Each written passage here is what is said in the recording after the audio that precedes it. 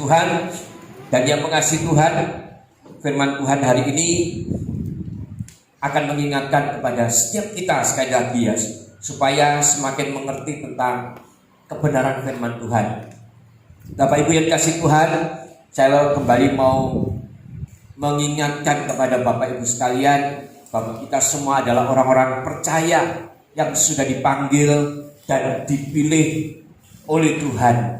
Oleh sebab itu ketika kita sudah meresponi panggilan Tuhan, saya percaya kita adalah orang-orang percaya yang memang dikhususkan oleh Tuhan untuk tampil sebagai pemenang. Ya, amin.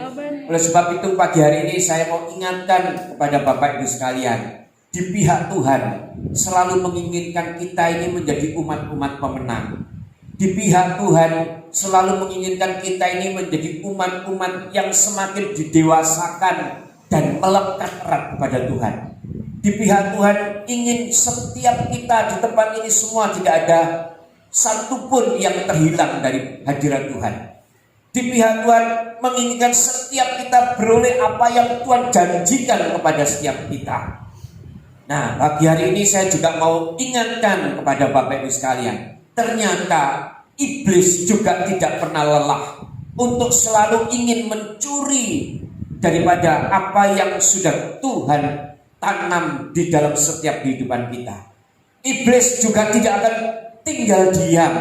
Dia selalu melakukan rencananya, aksinya buat setiap kita. Oleh sebab itu saya percaya ketika iblis itu sudah menanamkan, sudah mencuri apa yang sudah Tuhan tanam dalam hidup kita, mari kita harus ingat terus tanda-tandanya. Saudara ya, ketika kita menjadi pribadi-pribadi yang disebut sebagai orang percaya, tetapi ternyata kita punya kehidupan yang loyo, ya, kita punya kehidupan yang frustasi, kita punya kehidupan yang lemah. Nah, itu kita harus hati-hati. Saya percaya ketika itu ada dalam hidup kita, cepat-cepat kita introspeksi hidup kita. Jangan-jangan memang iblis sudah mencuri apa yang sudah Tuhan tanam dalam hidup kita, yaitu damai sejahtera, sukacita, ya, yang ada dan sudah ada di dalam hidup saudara. Ketika itu ada, cepat-cepat kita minta kembali kepada Tuhan. Tuhan, ini loh aku butuh kekuatan supaya kembali kita dikuatkan oleh Tuhan. Amin.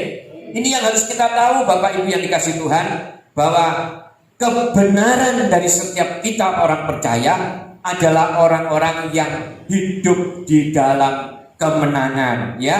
Nah, pagi hari ini kita mau belajar sekali lagi tentang firman Tuhan, yaitu mengenai syarat menjadi orang percaya. Ternyata memang menjadi orang percaya itu sebetulnya Tuhan tidak cuma menginginkan, ya cuma kamu percaya di aku, sudah beres. Tidak, saudara. Ada beberapa hal yang Tuhan Yesus ingin lakukan ketika kita benar-benar mengatakan diri kita sebagai orang percaya. Dia tidak ingin kita ini berhenti di titik ketika kita sudah meresponi panggilan Tuhan. Ya Tuhan, aku menjadi umat-Mu, dan kita menyebut kita orang percaya. Bukan cuma di situ, saudara. Bukan cuma kita berhenti ketika kita, ya wis, aku menjadi orang percaya, selesai.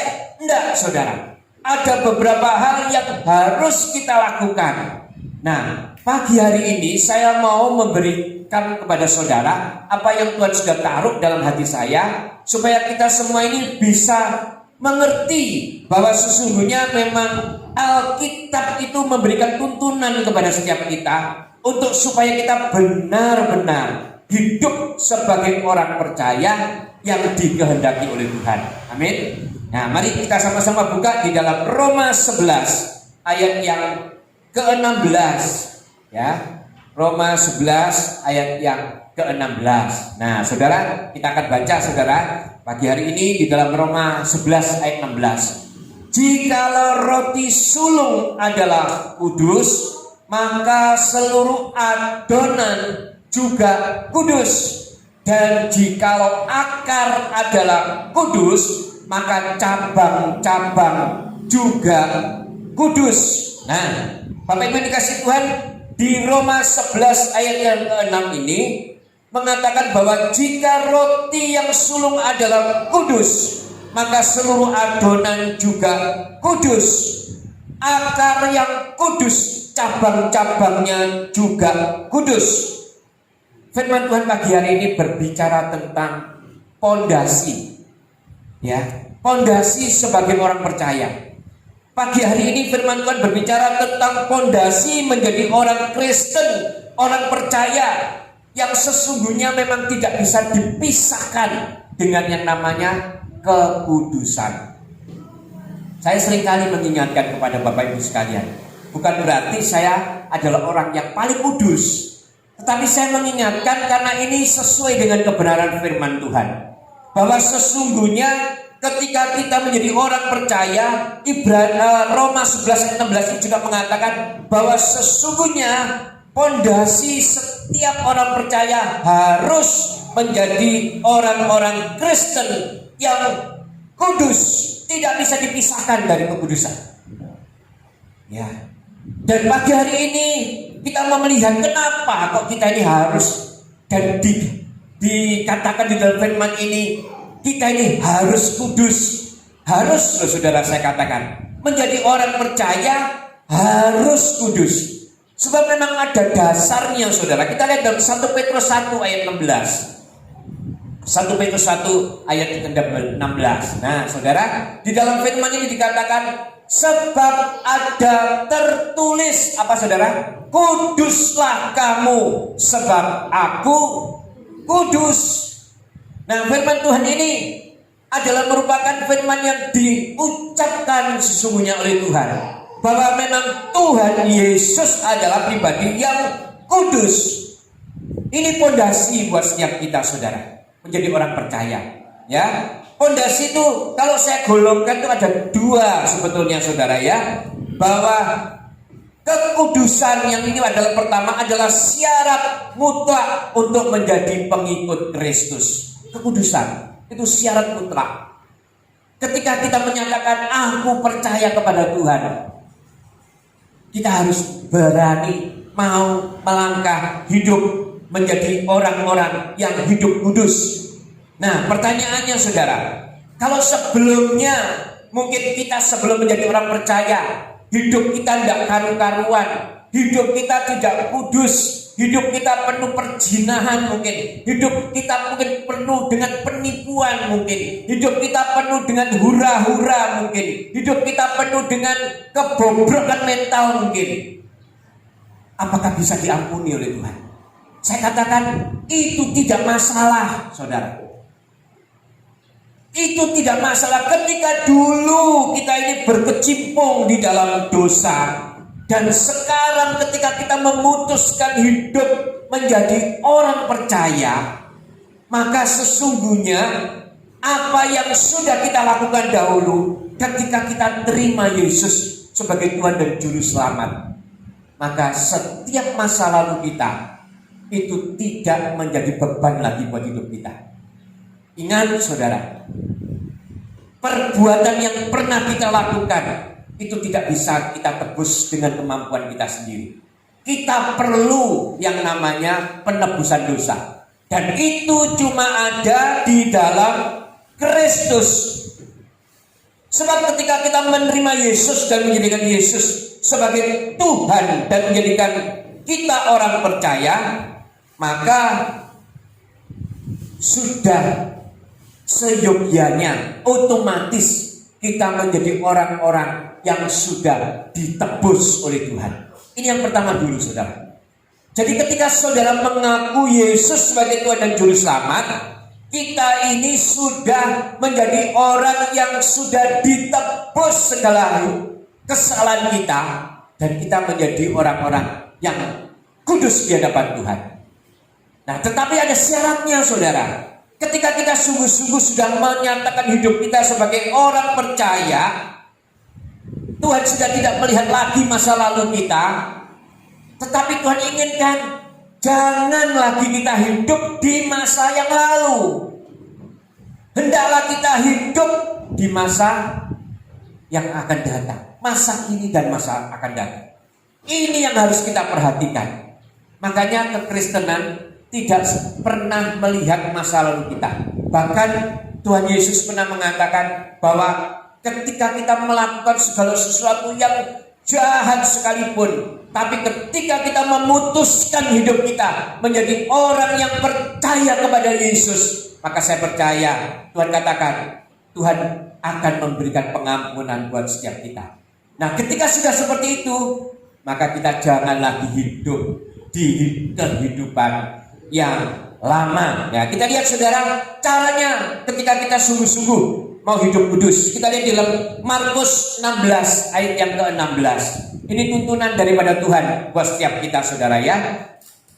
Markus 16 ayat 16. Siapa yang percaya dan dibaptis akan diselamatkan, tetapi siapa yang tidak percaya akan dihukum. Nah, yang pertama syaratnya memang menjadi orang percaya. Ketika sudah mengaku Yesus sebagai Tuhan, harus dibaptis. Ya, harus dibaptis supaya kita ini merupakan satu pengakuan di hadapan Tuhan bahwa sesungguhnya kita ini adalah orang yang mau hidup baru. Ini yang pertama, saudara.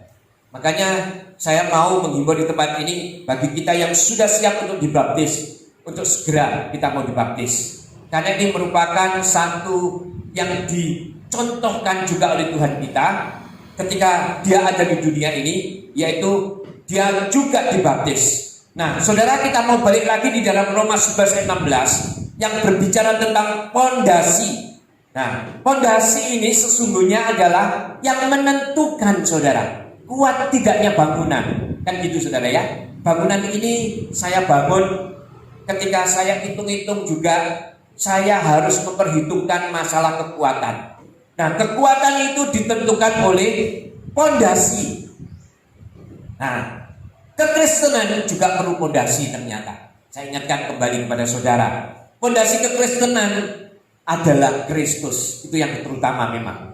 Kristus adalah yang kudus. Makanya di dalam Roma 11 ayat 16 mengatakan, ketika cabang kita ini mengikut daripada akar, ketika akarnya itu kudus, maka seluruh cabang juga kudus. Kita mengikut Yesus yang adalah kudus, maka kita juga terimpartasi. Haruslah kita menjadi pribadi-pribadi yang hidup kudus di hadapan Tuhan. Kristus memberikan tuntunan melalui Alkitab yang merupakan firman Tuhan buat setiap kita, ya. Contoh pondasi yang harus kita lakukan ketika kita bayi, ya. Ketika orang tua kita sudah percaya Yesus, ya, ketika bayi seyogjanya kita serahkan kepada Tuhan. Ini merupakan pondasi buat setiap kita orang percaya. Kita kembalikan lagi kepada Tuhan sebagai bentuk bagaimana kita ini sebetulnya tidak mampu mendidik tanpa tuntunan Tuhan. Kita mau serahkan anak kita kepada Tuhan kembali. Anak itu kepercayaan yang diberi kepada Tuhan, kepada setiap kita. Ya, oleh sebab itu ketika kita menjadi pribadi yang mendidik dengan cuma cara kemanusiaan kita, saya percaya kita akan mengalami banyak kegagalan. Oleh sebab itu kita kembali serahkan kepada Tuhan. Nah, kalau sudah terlambat bagaimana Pak? Kalau sekarang sudah mengenal Yesusnya sudah besar, ya ada langkah lagi. Tadi seperti saya katakan, melalui baptisan air. Itu juga merupakan apa? Pengakuan, pondasi kita sebagai orang percaya. Dibaptis melalui baptisan air, ya, dibaptis. Nah, setelah dibaptis bagaimana lagi Pak? Pondasi supaya kita menjadi orang percaya yang hidup kudus di hadapan Tuhan. Ya, kita hidup di dalam perkawinan, bukan? Dinikahkan, diberkati dengan pernikahan yang kudus. Ini juga merupakan pondasi buat setiap kita. Makanya saya selalu menghimbau kepada saudara, ketika kita benar-benar mau melangkah menjadi pribadi-pribadi yang hidup baru di dalam satu rumah tangga, haruslah menjadikan Tuhan sebagai pondasi, diberkati dengan pemberkatan daripada Tuhan secara kudus di hadapan Tuhan. Supaya hidup kita diberkati lagi, supaya hidup kita sesuai dengan firman Tuhan. Makanya ketika kita menjadi pribadi-pribadi yang mungkin, ya, punya kenalan orang-orang yang tidak seiman dengan kita, ya, mari sama-sama kita buat mereka menjadi orang-orang yang juga bisa mengenal Tuhan secara pribadi. Ya, supaya kita ketika melangkah lebih jauh, kita menjadi pribadi-pribadi yang berkenan di hadapan Tuhan. Ada tuntunan buat setiap kita, saudara, sepanjang hidup orang percaya. Kita lihat di dalam Matius 1 ayat 23. Ini tuntunan yang pasti buat setiap kita, orang-orang percaya. Ya, tuntunan yang diberikan kepada Tuhan buat setiap kita. Nah, saudara, kita lihat, sesungguhnya anak darah itu akan mengandung dan melahirkan seorang anak laki-laki, dan mereka akan menamakan dia Immanuel, yang berarti Allah menyertai kita. Saya sangat suka ada di tempat ini, ya, anak kita yang namanya Immanuel. Itu berarti Allah beserta dengan kita. Immanuel, Allah menyertai kita. Ya, yang artinya sesungguhnya Allah itu tidak menginginkan orang percaya itu sesungguhnya tidak memperhatikan pondasi, saudara. Sebab Tuhan ingin setiap kita benar-benar punya pondasi yang kuat, supaya kita ini benar-benar melalui tuntunan kebenaran firman Tuhan akan semakin disempurnakan, ya. Dan yang menjadikan kepada setiap kita bisa kuat adalah ketika Roh Kudus juga diberikan buat setiap kita. Ini menjadikan tuntunan buat setiap kita, saudara. Jadi saudara tidak bisa komplain dengan mengatakan, bagaimana aku bisa hidup kudus? Bagaimana aku bisa hidup sesuai dengan kehendak Tuhan? Ya, bagaimana? Saudara, kalau saudara mau, saudara katakan ada Roh Kudus. Roh Kudus itu memberikan tuntunan buat setiap kita. Kita tidak mampu, saudara, berjalan sendiri tanpa tuntunan Roh Kudus. Ya, Roh Kuduslah yang selalu mengingatkan kita. Roh Kuduslah yang selalu menuntun kepada setiap kita. Roh Kuduslah yang selalu membuat setiap kita menjadi pribadi-pribadi yang selalu berkenan di hadapan Tuhan. Saya sendiri pun di tempat ini, berdiri di tempat ini tanpa tuntunan Roh Kudus, saya sudah KO dari dulu, saudara. Apalagi menghadapi banyak masalah di dalam, mungkin di dalam keluarga, di dalam pelayanan, di dalam pembangunan tempat ini. Selalu mengandalkan Roh Kudus sebagai tuntunan, sebagai kekuatan. Roh Kudus mengatakan dia adalah penolong buat setiap hidup kita, orang yang percaya. Nah, Bapak Ibu sekalian, sekali lagi melakukan kebenaran firman Tuhan itu memang pada awal-awalnya itu sulit, saudara. Melakukan kebenaran firman Tuhan itu pada awal-awalnya sulit, ya.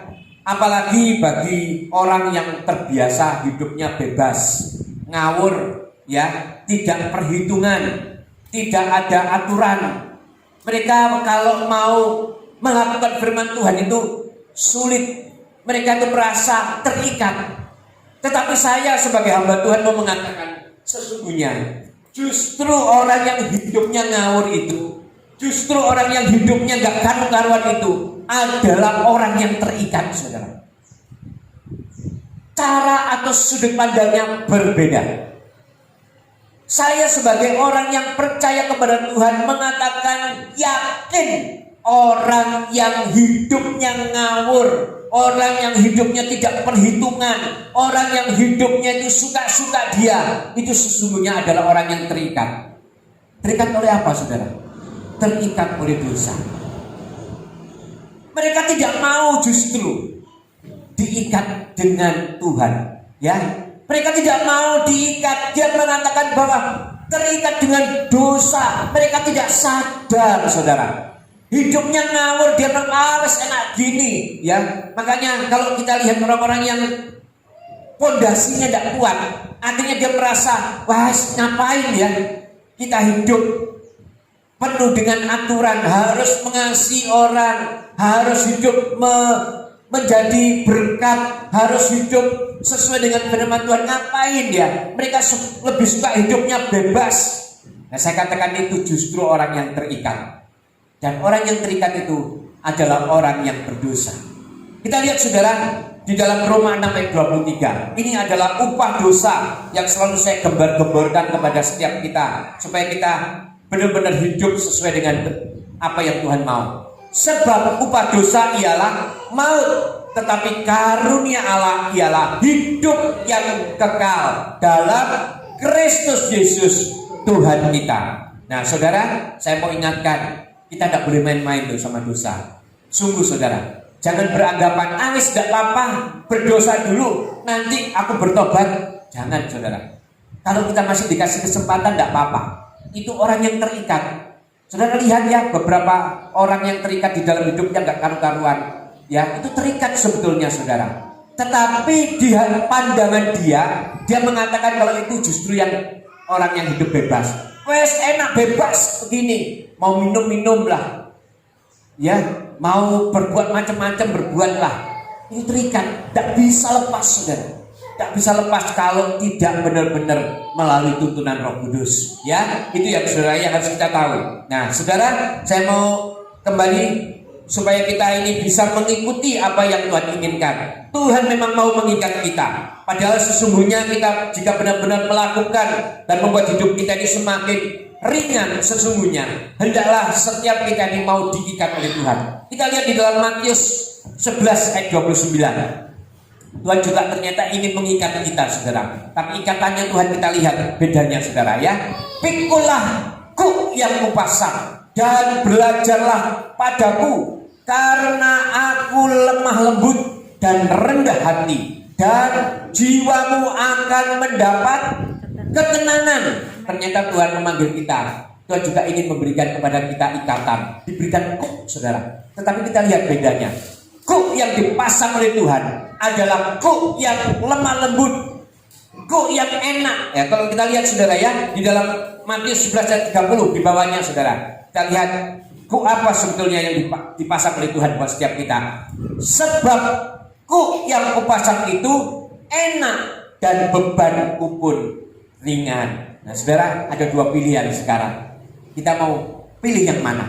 Kita mau dipasang kuk oleh Tuhan kita, mengikuti aturan Tuhan kita dengan cara hidup kudus, hidup berkenan di hadapan Tuhan, atau kita mau dipasang kuk keterikatan yang kelihatannya tidak terlihat oleh kuasa kegelapan, tetapi kita sulit untuk bisa terlepas dari itu tanpa bantuan daripada Tuhan. Ya, ini adalah hal yang diperhadapkan di depan setiap kita, Bapak Ibu yang dikasih Tuhan. Nah, pondasi yang kedua, ini pondasi yang pertama tadi adalah hidup sebagai hidup kudus di hadapan Tuhan. Ternyata pondasi yang kedua yang harus kita lakukan sebagai orang percaya adalah menjadi ciptaan baru. Kita lihat dalam Galatia 6 ayat 15. Galatia 6 ayat yang ke-15. Galatia 6 ayat ke-16.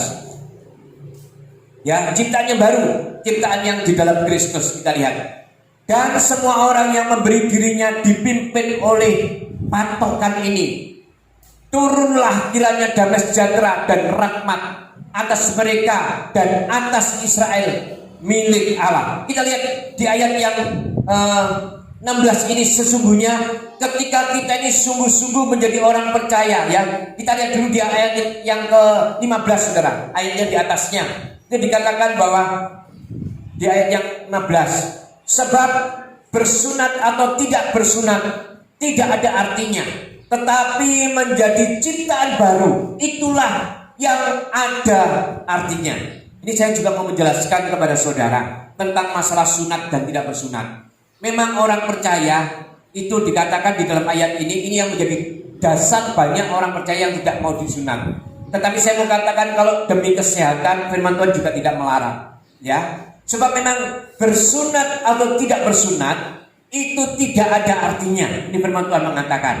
Yang penting kita harus bersunat secara rohani, ya, secara rohani. Sebab apa saudara? Sebab yang penting itu menjadi ciptaan baru. Ini dasar yang kedua saudara, menjadi ciptaan yang baru. Nah, saya yakin semua orang yang punya masa lalu, dan saya juga yakin semua masa lalu itu juga ada yang baik, juga ada yang buruk, juga ada yang tidak menyenangkan, ada yang jahat, ada yang pendendam mungkin dulu menjadi ciptaan-ciptaan yang tidak menyenangkan hati Tuhan, ya. Ada yang menjadi pribadi-pribadi yang pelit mungkin. Mari pagi hari ini kita sama-sama sebagai orang percaya mengaku bahwa kita harus meninggalkan ciptaan yang lama dan menjadi ciptaan yang baru. Ini yang penting, saudara. Ya, setelah hidup kudus, maka kita menjadi ciptaan yang baru. Tadi sudah saya katakan, ketika kita sungguh-sungguh meresponi menjadi pribadi-pribadi yang diciptakan menjadi ciptaan yang baru, maka segala damai sejahtera akan turun atas hidup kita. Tadi di dalam Galatia 6 ayat 16, ya, Galatia 6 ayat 16. Semua yang baik akan turun kepada setiap kehidupan kita. Ya, ini adalah janji yang diberikan kepada setiap kita oleh Tuhan. Nah, jadi jika sekarang saudara ada melihat yang mengaku sebagai orang percaya, tetapi rumah tangganya itu ribut terus, rumah tangganya tidak baik terus, saudara cek kembali. Jangan-jangan dia punya fondasi belum menjadi ciptaan yang baru. Maka ketika itu belum dilakukan, itu belum 100% menjadi orang percaya. Ketika orang percaya, dua hal ini yang dia harus lakukan, yaitu hidup kudus dan menjadi ciptaan yang baru. Nah, kesimpulannya saudara, ya, kesimpulannya menjadi orang percaya itu memang perlu fondasi, dan fondasinya adalah Kristus. Ya, ini yang saya mau tegaskan kembali. Nah, ketika kita menjadikan Kristus sebagai fondasi, ada dua hal yang harus dilakukan sebagai hidup kita menjadi fondasi-fondasi yang semakin kuat, yaitu kekudusan dan menjadi ciptaan yang baru. Mau saudara? Kita mempraktekkan hal ini. Saya percaya firman Tuhan yang saya sampaikan ini sederhana sekali buat setiap hidup kita. Saya mau juga minta kepada Tuhan supaya apa yang Tuhan taruh dalam hati saya selalu sederhana dulu. Supaya apa? Menghadapi pandemi ini kita tidak tambah rumit, kita tidak tambah ruwet, tetapi kita mau kembali mengingat dasar-dasar kekristenan kita. Supaya kita ini menjadi pribadi-pribadi yang dimenangkan oleh Tuhan. Pribadi-pribadi yang kuat di hadapan Tuhan. Pribadi-pribadi yang hidup tampil sebagai orang percaya yang sungguh-sungguh percaya kepada Tuhan. Bukan cuma sekedar mulut, bukan cuma sekedar perkataan, tetapi mau sungguh-sungguh menjadi pribadi yang percaya kepada Tuhan dan menikmati janji-janji Tuhan ketika kita menjadi orang percaya yang benar-benar percaya kepada Tuhan Yesus Kristus. Amin, saudara.